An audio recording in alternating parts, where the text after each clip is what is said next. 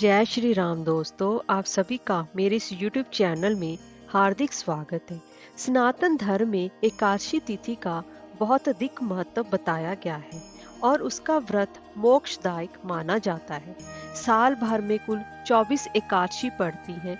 प्रत्येक माह में 2 एकादशी पड़ती है, एक कृष्ण पक्ष में और दूसरी शुक्ल पक्ष में, जिनमें से वैशाख महीने की कृष्ण पक्ष की एकादशी को वरुथनी एकादशी के नाम से जाना जाता है दोस्तों। और इस दिन व्रत रखने और विधि विधान से भगवान विष्णु की पूजा की जाती है। हिंदू धर्म में मान्यता है कि जो इस दिन वरुथनी एकादशी का व्रत करता है और विधि विधान से पूजा करता है, उसे बैकुंठ लोक की प्राप्ति होती है। वरुथनी एकादशी को कल्याणकारी एकादशी के नाम से भी जाना जाता है दोस्तों। मान्यता है कि एकादशी का व्रत नियम पूर्वक करने से सभी पापों का नाश होता है, मोक्ष की प्राप्ति होती है और भय दूर होता है और जीवन में सुखों का आगमन होता है।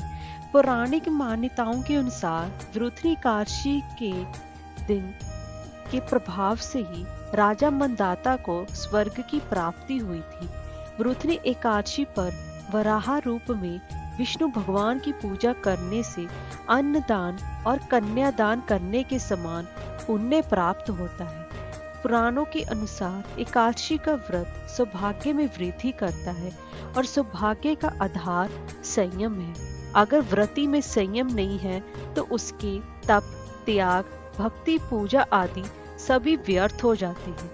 उसी प्रकार वरुथनी एकादशी के दिन व्रत कथा और श्रवण किए बिना पूजा अधूरी मानी जाती है। दोस्तों, आज हम इस वीडियो में बात करेंगे कि वरुथनी एकादशी कब है। 15 या 16 अप्रैल को।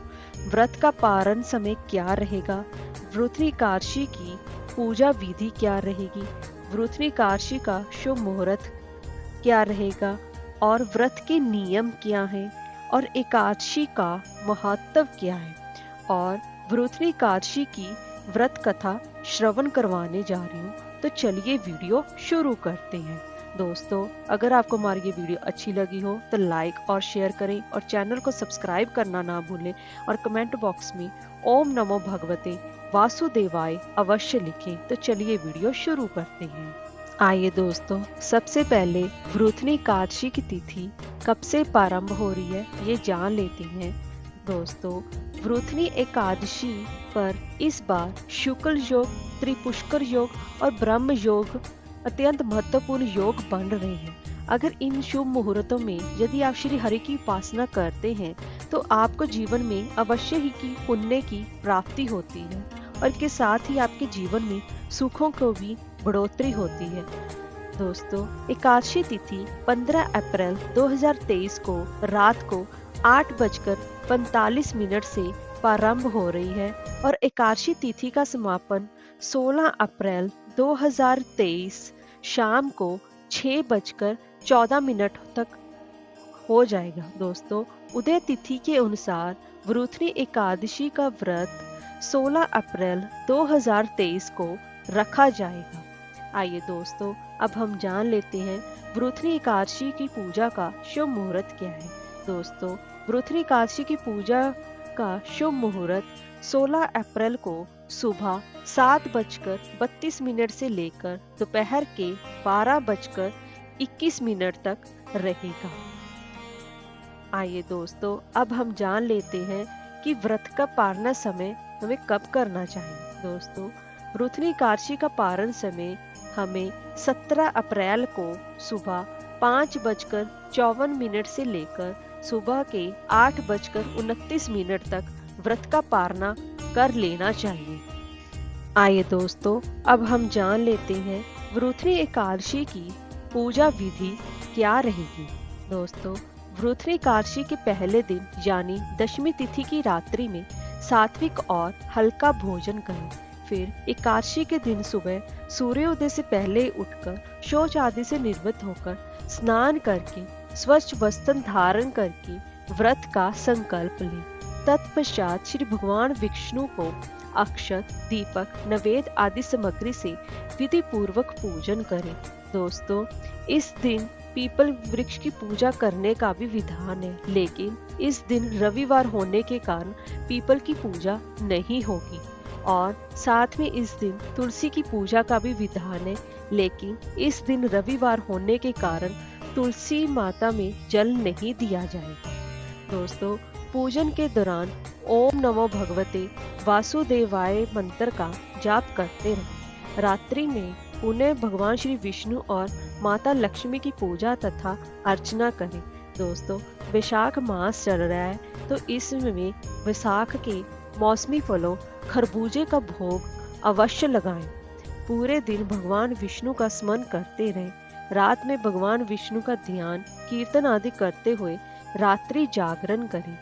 एकादशी व्रत के दिन अगर हो सके तो एक ही बार फलाहार ग्रहण करें। दोस्तों, एकादशी के अगले दिन यानी द्वादशी को व्रत खोलने से पूर्व ही पुनः श्री विष्णु का पूजन करके किसी योग्य ब्राह्मण या गरीब व्यक्ति को भोजन कराएं तथा दान दक्षिणा दें। तत्पश्चात व्रत का पारण करें। पारण के समय शुभ मुहूर्त का ध्यान अवश्य रखें। दोस्तों, एक खास बात, उस दिन एकादशी वाले दिन रविवार है, तो उस दिन तुलसी तोड़ना निषेध है, इसीलिए एक दिन पहले ही आप तुलसी पत्तर तोड़ लें। आइए दोस्तों, अब हम जान लेते हैं कि एकादशी व्रत के नियम क्या हैं। दोस्तों, इस दिन कांसे के बर्तन में भोजन नहीं करना चाहिए। मांस और मसूर की दाल का सेवन नहीं करना चाहिए। चने का और कोदों का शाक नहीं खाना चाहिए।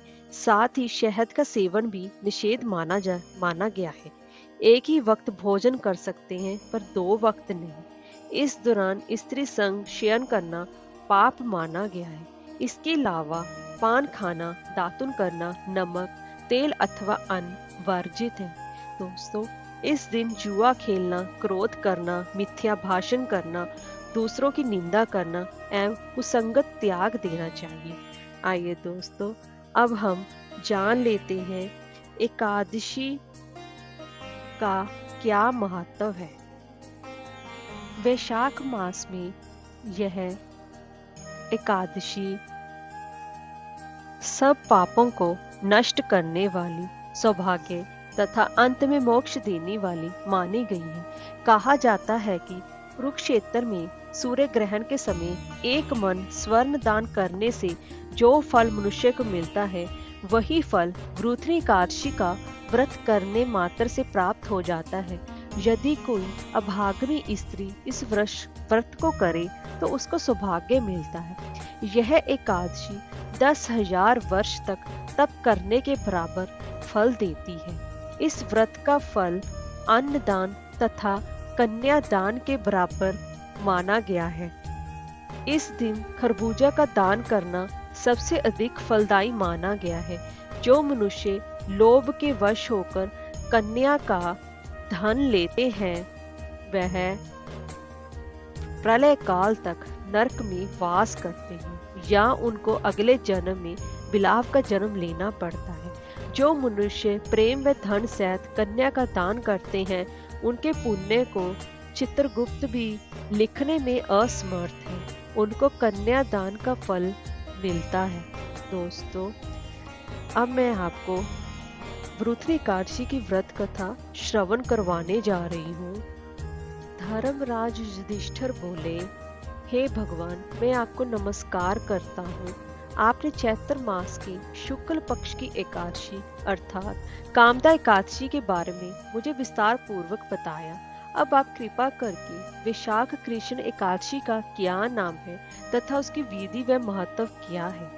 भगवान श्री कृष्ण ने कहा, हे राजेश्वर, वैशाख मास के कृष्ण पक्ष की एकादशी, जिसे वृथनी एकादशी के नाम से जाना जाता है, ये सौभाग्य देने वाली, सब पापों को नष्ट करने वाली तथा अंत में मोक्ष देने वाली है। इसका महत्व कथा मैं आपसे कहता हूँ। प्राचीन काल में नर्मदा नदी के तट पर मंधाता नाम का एक राजा राज्य करता था। वह अत्यंत दानशील तथा तपस्वी था। वह अत्यंत दानशील तथा तपस्वी था। एक दिन जब वह जंगल में तपस्या कर रहा था, तभी न जाने कहां से एक जंगली भालू आया और राजा का पैर चबाने लगा। राजा पूर्ववत अपनी तपस्या में लीन रहा। कुछ देर बाद पैर चबाते चबाते भालू राजा को घसीटकर पास के जंगल में ले गया। राजा बहुत घबराया, मगर तापस धर्म अनुकूल उसने क्रोध और हिंसा ना करके भगवान विष्णु से प्रार्थना की।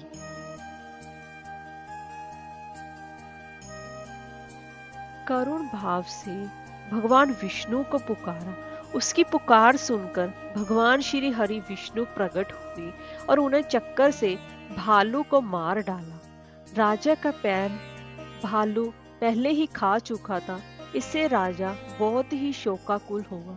दोस्तों, उसे दुखी देखकर भगवान विष्णु बोले, हे वत्स, शोक मत करो, तुम मथुरा जाओ और वृथनी एकादशी का व्रत रखकर मेरी वराह अवतार मूर्ति की पूजा करो। उसके प्रभाव से पुनः सुदृढ़ अंगों वाले हो जाओगे। इस भालू ने तुम्हें जो काटा है, ये तुम्हारे पूर्व जन्म का अपराध था।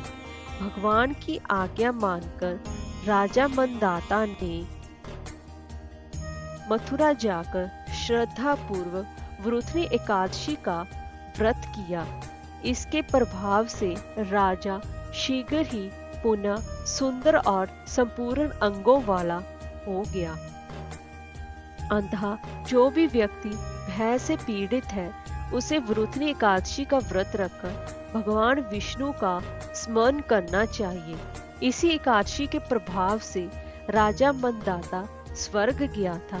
इस व्रत को करने से समस्त पापों का नाश होकर मोक्ष की प्राप्ति होती है। इस एकादशी के प्रभाव से राजा मंदाता को स्वर्ग मिला। मान्यता है कि जो मनुष्य विधिवत इस एकादशी व्रत को करते हैं, उनको स्वर्गलोक की प्राप्ति होती है। इसका फल गंगा स्नान के फल से भी अधिक है। इस व्रत के महात्म्य को पढ़ने से 1000 गोदान का फल मिलता है। अंधा मनुष्य को धर्म कर्म करते हुए जीवन व्यतीत करना चाहिए और पाप कर्मों से दूर रहना चाहिए तथा पापों को करने से डरना चाहिए। जय श्री राम।